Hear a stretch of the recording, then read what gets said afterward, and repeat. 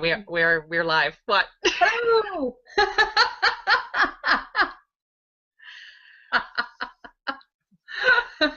Welcome to Bring Out Your Geek episode 31, where Bronwyn wanted to say something before I went live, and now she can't. Oops. Sorry. And by episode 31, you clearly mean episode 65,482. Thank you. You're welcome. Arbitrary number. I need that arbitrary number. It's been that kind of a day. Okay, so yeah, well. I swear to God, there were about 14 days on Wednesday. This whole week has been really just, I don't know, just long. Just really, like, every day has been, like, super dragged out, and I don't even know what to do with myself because I don't get bored. I don't do bored. I don't know really what bored is. I can probably count on one hand the number of times I've been bored, like, in my life. But I get a lot of stuff done, and then all of a sudden I look up and it's 2 hours have passed, not 18. I'm like, what is happening? I swear, I'm having a Groundhog Day week. Well, you know, when you're as busy as you are, because you are so used to having a formal activity to show up to, like, every single day. That's true. I'm sure that when you have a week when you only have 3 scheduled activities, it's probably pretty painful. I don't know what to do with myself. Well, here we are then. Clearly the answer is podcast more. Yes, exactly. Awesome. Yeah, you know what? I had a really hard time watching all the San Diego Comic-Con stuff this weekend, and it led for it was a with the exception of Sunday, because I spent Sunday watching Nerd HQ shows, like, all day. That's just all I did. Okay. I needed a break because I had a lengthy week last week as well. But last week was just action packed, and it was just like one thing after another. Kind of like, you know. So this weekend I was like, Sunday I was like, I woke up and I'm like, you know what? Taking a break. Slow it down. And I think each year it gets harder and harder to watch all of the fabulousness that is going on in San Diego Comic-Con. Well, it's especially difficult to watch when you just want to be there. Yeah. Well, exactly. It's really, like, I think I tweeted something about having, like, Comic-Con envy. It got really hard to watch after a while. Like, all the cool things that you're missing is basically, it's just, you know. Yeah. You want this? Have it. And you want it to be cool. You want it to be excellent. You want Comic-Cons to rock. On the other hand, it's really hard to just watch all the things that you are not there for. I want Comic-Con to be awesome, up to and including the TARDIS that comes to get me for it. You know? Also, you could send Thor. That would be okay. He could come and get me. Yeah. As long as there is some combination of awesome geekery and Bronwyn gets to go to Comic-Con without having to pay for her flight. Really, I'm not picky. Nerd HQ did some awesome stuff. Alan Tudyk had a quick conversation. I don't know if it's quick. And he was really awesome too, because he wanted to, like, give things to people for asking questions. Aww. So if you get a chance, hop over to the Nerd Machine, Nerd HQ, and watch it on YouTube. It's very funny. And he actually he auctioned off some stuff, and I guess for a very short period of time had, like, the most amount of money made. And I think Nathan Fillion, who was up next or something, or like 1 or 2 shows away, they tweeted him and texted him and just was like, "That's awesome! I'm sure no one will ever break that record ever." Like that kind of a tweet, you know. And then proceeded to hop on auction up a bunch of stuff and blow away his break record. the record. Yeah, of course. So then they came on together, which is always so much fun. I love watching Alan Tudyk and Nathan Fillion together. They just so funny. Yeah. Both of them are worth watching individually, and then they came on together, and that was a riot. And then there was also a panel that Nathan Fillion put together because Joss Whedon had knee surgery and could not come in from England. Oh. So he had to throw up some of his friends to and that was and Joss actually Skyped in for a few minutes, and that was fun too. So yay. Sunday I morning. Golfed on Sunday. What? I golfed. Okay. Got caught in a thunderstorm. There were tornadoes. It was really very exciting. Different kind of exciting. I have to say, because I know you were talking about the fact that you watch Arrow now, correct? Yes. Okay, so I had started watching Arrow, and I had a really hard time getting into it, and I wanted to be into it because they had started putting John Barrowman into it. Oh yeah. And I love him.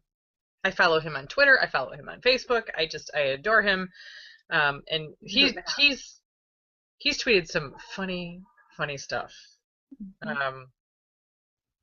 Recently because he went to Scotland, and apparently I don't think you're supposed to be gay there, according to Scottish law. They don't appreciate that. So like during the opening ceremony of the Highland Games. Yeah, he kissed that guy, like just ran up and kissed somebody. It was hilarious. I love him. Oh, and so he's been tweeting some fun stuff, and he was like tweeting pictures of himself with all kinds of people. And after watching Stephen Amell on Nerd HQ Sunday morning, which was the first one I caught, and I missed probably the first 10 minutes. I'm gonna have to watch that show. He's great, right? Is just so much fun. He was hilarious. He was so much fun and just so I've been following him since he was wee and just on like terrible no budget Canadian shows. He's a riot. He is so much fun. He was like missing words because it was really early there, and it's just so funny. Yeah. So I highly recommend digging that one up too, and following him on Facebook. He's very interactive, and he actually is the person that Facebooks all the stuff. He does not have like a team of people. It is him that does it. Like John Barrowman, sometimes he does it, sometimes someone else does it. I mean, he's very active, but he's also got like a team of people, and they do some of that stuff for him. Steve Amell does it all himself, so everything that comes out of there is all him, and he talked about that a little bit, which I thought was kind of cool. I would recommend, if you want to get into Arrow, track down the season 1 recap show. Okay. Watch that, so you get all the information about season 1. I mean, watch season 1 if you want to, because there's a lot of John Barrowman in it, so it's worth it. Right. But season 2 is so much better. That's what I heard. I heard it was so much better. It was really great. So yeah. Okay. Yeah. It's worth it. Hang on. Okay. Hang on. All right. Yeah. Is it the best show on TV? No. But is season 2 worth watching? Absolutely. Okay.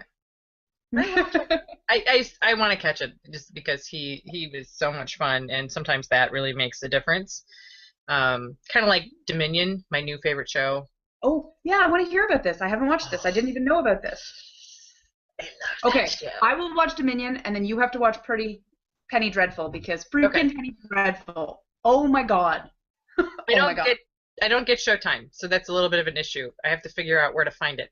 Yeah, that's not a problem. I can probably send you a link to something that you can watch it on. Okay. Dominion is what happens after Legion. Oh.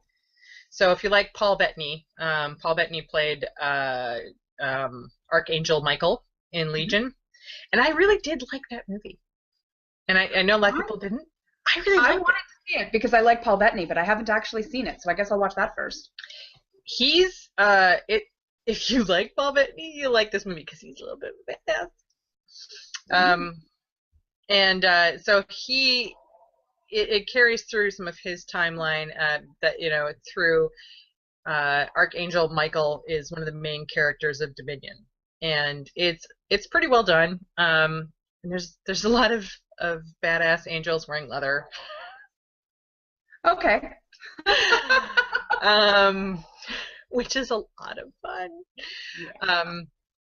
It's really well done. They've got a good budget for this show, and essentially from Legion, that particular battle was with some of like the lower angels taking human form and trying to kill this woman and her baby. That seems to be a theme. Yeah, it's apparently like that type of scenario played out all over the place, and so there are very little like little pockets isolated of humans, and this is kind of about that and the ongoing struggle, and it's interesting and it's fun. And Tom Wisdom is in this as he plays Paul Bettany's part of the Archangel Michael, and he's on Twitter and fun. He's interactive with his fans. I want to say it's like one of the producers or something from there is on all the time too. So whenever it plays, so I was funny because I got some retweets of some of the stuff that I had tweeted about it last week, because I missed it today, unfortunately. And I know. But he's actually fun too, because Tom Wisdom will be talking about like archangel-y type things, and he's like, all right, I gotta go mow the lawn, Nice. And he came over for Comic-Con, so there was a lot of tweeting about that kind of stuff, and it's a really fun show. I like it a lot. All right. And then I watched some Attack on Titan. I have not seen that either. God. Okay, is it so bad it's bad or so bad it's good? Because I watched the first episode of The Strain, and I might go back, but oh my god, I got a lot of retweets, which was awesome, and a lot of favorites and a lot of exposure for one particular tweet, because my poor biosecurity trained brain just broke into like 1,000 little pieces when a person from the CDC, during an investigation, went up to a piece of what can only be evidence and touched it with hand with no glove. I was like, oh, no. You did not. So I love vampires. Yeah. I don't think I can handle CDC personnel who can't wear gloves. Like, honestly, in Joss Whedon, Firefly, the bad guys came in, 2 by 2, hands of blue, nitrile gloves are your friends. Get some. Get some gloves. That's your public service award from Bring Out Your Geek. Get gloves. Don't touch that. Not okay. Sorry. that was a huge part of my problem with like Prometheus too, was just the blatant touching of all the things that you should not be touching. Seriously. Yeah. I'm sorry, but no. Like, I'm not a germaphobe. I work in microbiology, and I still manage to not be a germaphobe, because germs are your friends in a lot of ways, and your immune system has to do something. Right. But when you are specifically hired to come in and study something that could be potentially causing an outbreak, oh my god, don't put it on your hands. And then wipe your nose. Just lick that. Oh, right? Do you know how many times we touch our face? Guy in The Strain actually talked about how many times we touch our face. So let's get all over something gross and killing people, and then touch our faces. No. So maybe I'll watch Dominion instead, because that leaves me a little bit of room for disbelief. Dominion's fun. And I don't do well with stuff about diseases. I tend to get like jeeved out, so I don't know that I'll be watching the stream. Well, and I don't even have a problem with stuff about diseases. Typically, I expect a high caliber of, Right. because and I know that's not fair, and I do try to be aware of it. I do work in micro, so I have to be aware of the fact that I know more than most people in that Right. particular context. But there are some things I'm like, I'm sorry, you just know that. You know that, and you did it wrong anyway. And if you don't care enough to do it right, then I don't know why I should care enough to watch. Because you're gonna die. Seriously. Yeah. I hear you. Yeah. Yeah, I get knocked out of my suspension of disbelief for techie stuff all the time. Because I worked in IT for so long, and watching people do magic fingers over the keyboard does not do it for me. Hack the planet! So I totally hear you on that. Hemlock Grove. Hemlock Grove. Oh, no, sorry. No, I promised Steve I would watch it with him. I haven't seen it yet. All I'm saying is that the ending of season 2 is possibly weirder, more strange, than the ending of season 1. Fascinating. There are some things happening in there. Thing I know about it so far. I'm not going to spoil. No. I'm just saying there are some things that happen in season 2 that are cringeworthy on a whole different level. Fascinating. Now, so check that out. I actually have an actor cousin. Her name is Sean McDonald, and she is fabulous and very talented. And she's actually in season 2 of Hemlock Grove. She apparently plays a Russian. Ah, okay. So that's what I know of Hemlock Grove so far. So I'm really, really, really, really stoked about watching it and seeing her in it. And but I did promise that I would wait. So I won't be able to have that conversation until the end of August. But we can have it then. I'm just saying. Some weird ass stuff goes on. Am I gonna die? Am I gonna die? I'm gonna die. Okay.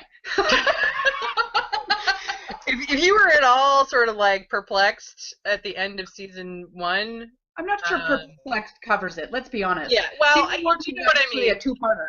Season 1 was the first 11 episodes, and then 1 episode. And that gets very neatly wrapped up in a really disconcerting way. Really? Does it? It actually does? Yes, it does. Great. I don't care if it's disconcerting as long as they address it. There's a whole other set of wicked, messed up stuff that goes on. Excellent. Anyway. So prepared. Okay. So I am going to be, tweeting and messaging you constantly when I actually watch this. You should be. FYI. I had no one to talk to because I literally, like, the day it hit Netflix, I was on it and everybody was like, no spoilers. Yeah. Okay, we will have a fully spoilerific conversation in like a month. Yes. Yes. And I did go against my own advice. I broke it up between like 2 days, and it actually wasn't as bad as it was watching season 1. Season 1 was like a hangover afterwards. It was like a you are damaged, depressed hangover. This was not so bad. Did you watch any of the Knights of Sidonia on Netflix? No, that is in the queue. I did start watching some of the Attack on Titan stuff. Yeah, I that's next on my queue. No, you don't like it? It's not I don't like it. Uh-huh. It's a 20-minute episode. So it's very easy to kind of, and you kind of have to start watching in succession because it's so messed up and so weird that you can't like just watch one episode. If you watch one episode, you would just be like, you would be up until 2 o'clock in the morning going, and okay, now I'm intrigued. And one of my Twitter pals was like, I had a really hard time with some of the stuff that goes on in there. Okay. Because it's super dark. It is super dark. Don't watch it by myself. Okay. Well, I don't know. Even though it's anime, the Titans, big guys. Yeah. super creepy. Yeah. And I'm going to give you a spoiler, but this is not like a main plot point. This is just something that goes on, is that the big giants, they eat the people, and Okay. it's a little creepy. Well, that's not outside of the realm of their sort of mythological significance, right? So No, so they're big, naked, no-lipped giants that eat people, and it's a little wackadoodle. Yummy. So that was my anime foray, was going into that, and then of course I think probably Knights of Sidonia will be easier for you to watch. okay, good. Because I was like, because Rob recommended it. Rob Malik, love that guy. So I really wanted to watch it. And it's like, and I only got through things about it. I did not hear about the no-lip naked giants that eat people, but I heard wonderful things about it.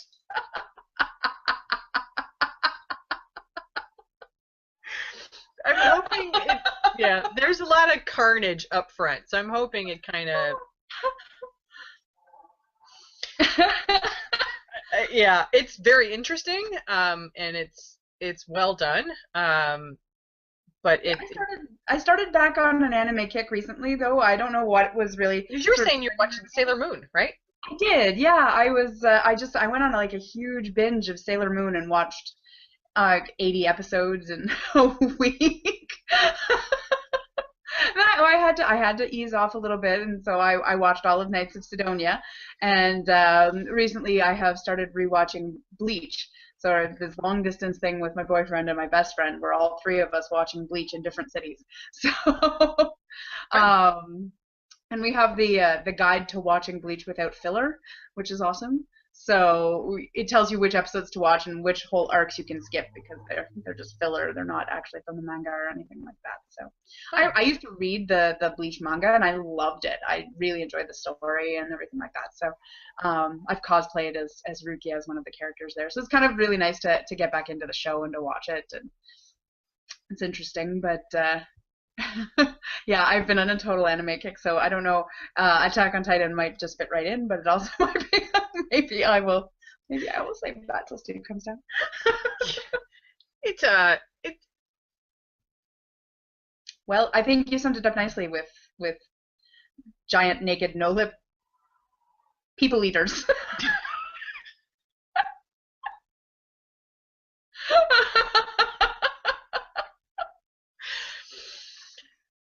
yeah. I think that might be the tagline right there. There's our title for our show, folks. Yeah, I want to watch more because I want to understand a little more. The beginning of it is just all carnage. Yeah. And then I found a bunch of Cowboy Bebop DVDs, so I want to watch that too. Fun. Yeah. Oh, and on your recommendation, I watched My Neighbor. Is it Totoro? Totoro. Loved it.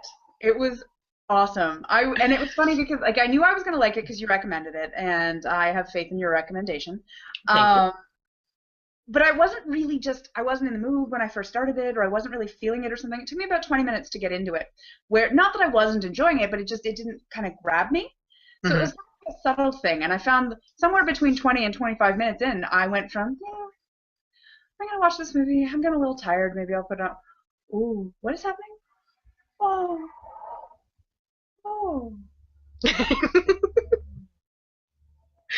And then I was engrossed, and I just loved it. It was amazing, and I don't know what it was. Like, I don't know what the flex point was. I don't know where it got me or whatever, but it did, and I freaking, like, I loved it. It was so cute. It may or may not have had something to do with the kitty bus.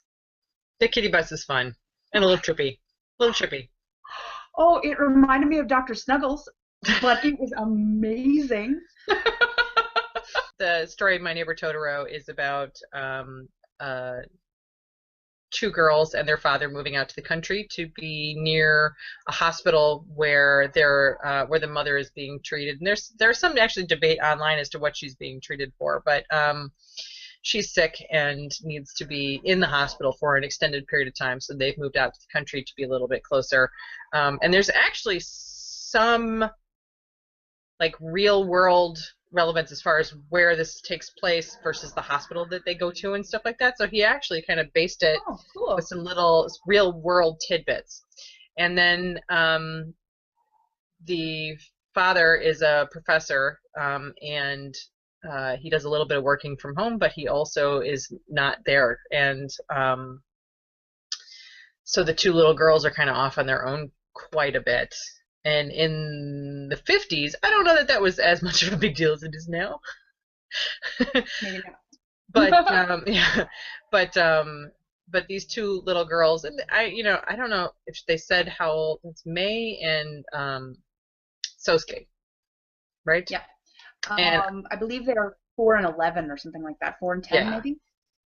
And they're kind of just doing their own thing for a good portion of it, and this is they run into forest spirits and things of that nature, and it makes for a really fun story.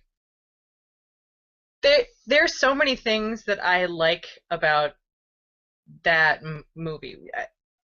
The first of which I think is just the artwork, all of the panels in the background, and even like they do that quick bit in the beginning where he sends or I think the grandma sends the girls for water so they can pour the water at the pump and to get the pump started. Yeah. And there's like little fish and garbage in the stream. It's just so detailed, and even with the garbage in the stream, it's really pretty.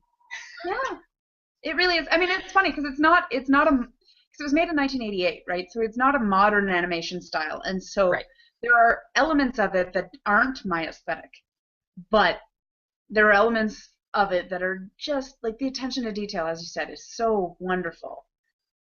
Yes. And it's sort of an archetypal story to some degree, just in terms of the way it's set up with the absent-minded dad and the absent mother. Because in order for a story to be about children, you need to establish why the adults are flawed and not taking control, right? And so in that it is quite sort of archetypal, but it definitely takes a left at Albuquerque, but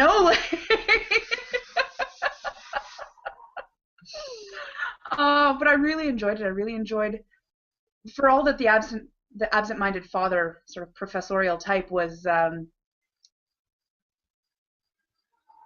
had a couple of moments, especially at the beginning, as I said, where I wasn't quite sucked in just yet. Where I was like, this guy's a crappy father. Like, that's not okay. Like, don't do that. That's Tim Daly too, doing that voice, by the way. Oh, I watched it in the original Japanese. Okay, I didn't have access to that. So. Fair. But I did. I love. There were a couple of elements of him that I really loved. One that it was very true. He was portrayed the same way throughout the whole thing. Like, so he was absent-minded, but he was never uncaring. Mm-hmm. And two, when the girls kind of come up and they tell him about this wonder that they run into, there is never, ever, ever a doubt that he displays. Like, it's not, he doesn't think, oh, look, they're kids. He doesn't treat them with condescension. He immediately takes them at face value and says, well, let's go be thankful for, our neighbor Totoro for taking care of your sister. Let's, we'll go thank the tree and we'll go, and I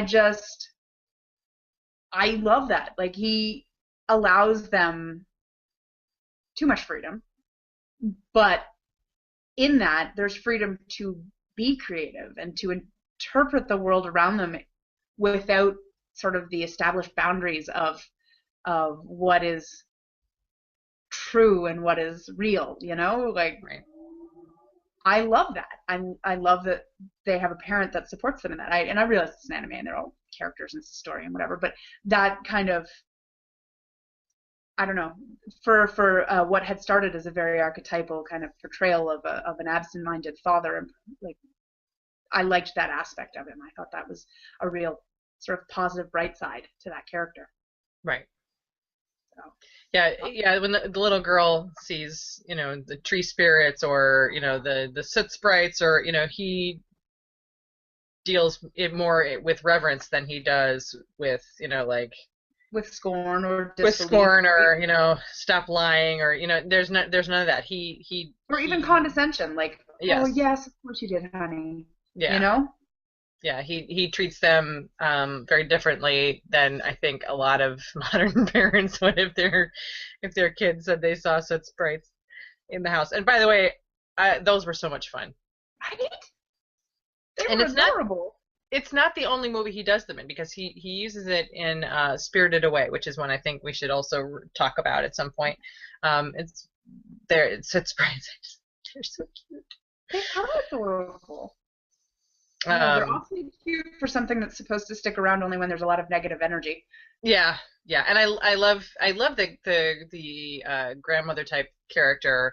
I love how sort of nurturing she is, and she just sort of swoops in wherever she's needed, and she's very caring and doesn't get into anybody's business, No. but is just really kind-hearted.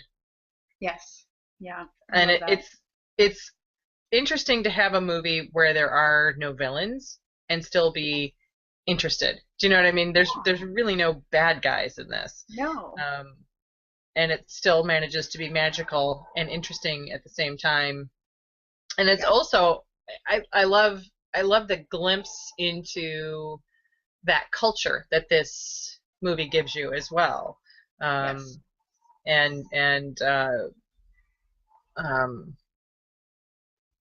it was just adorable the way that the children are portrayed. And my understanding is that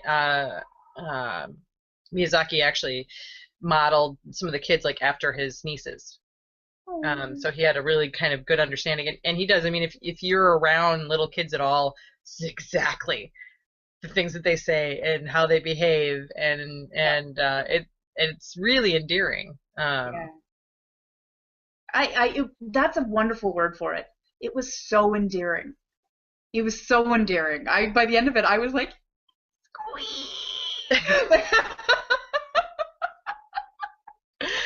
I felt so good. I was so happy. It was lovely. It was just a really nice movie. It was great. And you're right. It's interesting. It didn't even occur to me that there was no bad guy, nothing to defeat. It was just a really nice glimpse into the sort of creative minds of these two little girls. Right. Yeah, and it's interesting because it is left open to interpretation. Is this the sort of fantasies of childhood, or is this something they actually encountered? It's left really open, which I appreciate. I love the part where where I don't know if they're on the cat bus, which is a bus made of a cat. Yes. I don't know if it was that or if it was when they were running around with. It might have been with that. And the cat is going very fast. It's got the girls on board, and I think they're going to the hospital, and the cat goes really fast through this field, and there's this huge gust of wind that actually almost knocks over somebody who's like farming in the field. And it was like, see, is it just that we don't see these things anymore? That we're so jaded, we're and caught in that mind trap of what's real and what's allowed to be real. And children aren't. They don't have the same filters. They don't have the same concept or context for everything that they see. We see stuff, we explain it immediately, right? Whereas kids don't actually have to explain things immediately. They don't understand, that's something that people are expected to do, so they just take everything at face value, right? Right.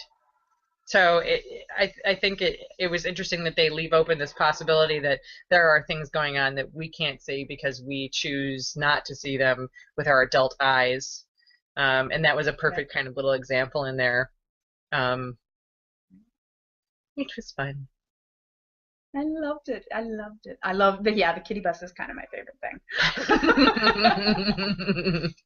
That whole scene where they're waiting at the bus stop and the real bus comes and people get off and you're waiting for their dad and he's not there and then Totoro comes out of the forest and waiting and they share umbrellas and they have this whole moment and the older sister's so excited to be part of it now because she'd only heard of it from her younger sister at that stage and then the cat bus pulls up and the forest spirit gets on. And then I love it. I love with the eye lamps at the front and the the other animals in the back. Well, and the cat bus kind of borders on creepy at first, and then it's really cute. Yeah. You kind of go. Again, I'm not sure where the flex point is exactly, but there's definitely one. Because they get right inside the cat, and that's just. I know. Well, and Totoro himself, he's, I think, just adorable, and made me want to go out and buy all kinds of like Totoro plushies and stuff. When I saw the movie, I'm like, I want a Totoro. And it's so funny because he's everywhere, and I didn't know that until I saw the movie. I don't think I'd ever seen him until I saw the movie, and now I see him everywhere, like everywhere. He is, right? I mean, and like T Fury does like shirts with like mashups with Totoro all the time. I was searching online for a parasol because I'm so pale and I need a parasol to go out in the sun. And like 6 of the first 10 hits all had Totoro on them. I'm like, apparently I need a Totoro parasol. And why not? Really? I know. Well, and I think that the thing that I really want, and this is going to sound weird, is that somebody, I don't know if it's a corporation or if it's a person, sells like Totoro hoodies. So they've got like the little like black spots on the tummy. Yep. And it's got like and the kangaroo pouch is actually like inside Totoro's tummy. I want one. I feel like you need that. I feel like you need that in a onesie. Yep. A hoodie onesie. Oh my gosh. And on that note. So I'm glad you enjoyed it. That's good. I really did. Thank you. Good. Yes. It was a wonderful recommendation. So glad. Because I know some people that have watched it have gotten a little weird over the family bath. Oh yeah, well, but it's a totally different culture. It's not, So yeah, because I had someone get really mad at me about that, and I'm like, it's not America. Well, no, I gotta be honest. That was something that weirded me out when I was 16 and in Japan and had to take a family bath. Yeah. That's what you do. Yeah. And they don't show anything in Totoro. I mean, it's not shown. I mean, it's very tasteful and stuff. It's just part of family, the family dynamic. And I had some super conservative friends that were a little. Well, it's a bit ethnocentric. I'm not gonna lie. I'm sorry. Bathhouses are part of Japanese culture, and families going to the bathhouse together. That's part of their culture, like that. And I mean, more so back in the 50s even than now, maybe. And so it's just just because it's not normal for North America, it doesn't mean it's not normal. It's kind of normal pretty much everywhere else. they're well, and I think that was funny because a lot of people were really uncomfortable with the Castathans in Defiance because they do a family bath.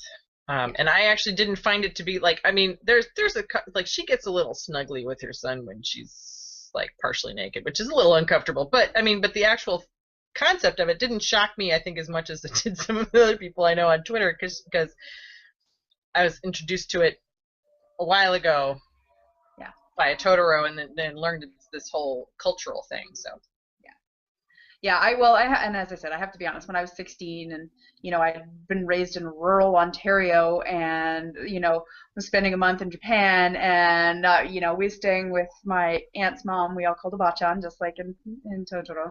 Um, and they're like, okay, that's time for bath, and we all go down to the bathhouse, and I was just sort of like, ah, you know. And it was an interesting experience. It was quite eye-opening. Yeah. Not the least of which because I had to really come to terms with the fact that people were cackling and pointing and laughing at me. And not because I was naked, but because I was white. And my skin shows temperature changes like nobody's business. So I put my foot in like the coolest of the hot tubs in this thing, and I went beet red immediately. And this like little old Japanese lady who was bent in half with osteoporosis is just like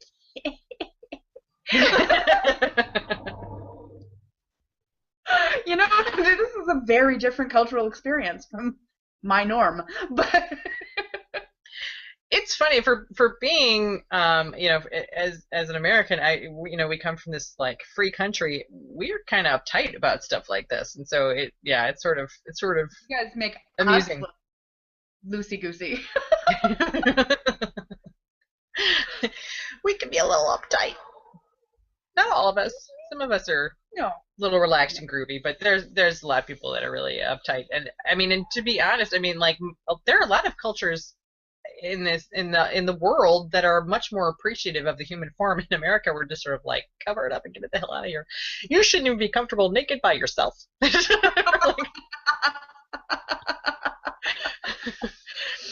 So anyway. And on that note, we gotta go. Okay. Thanks for joining us.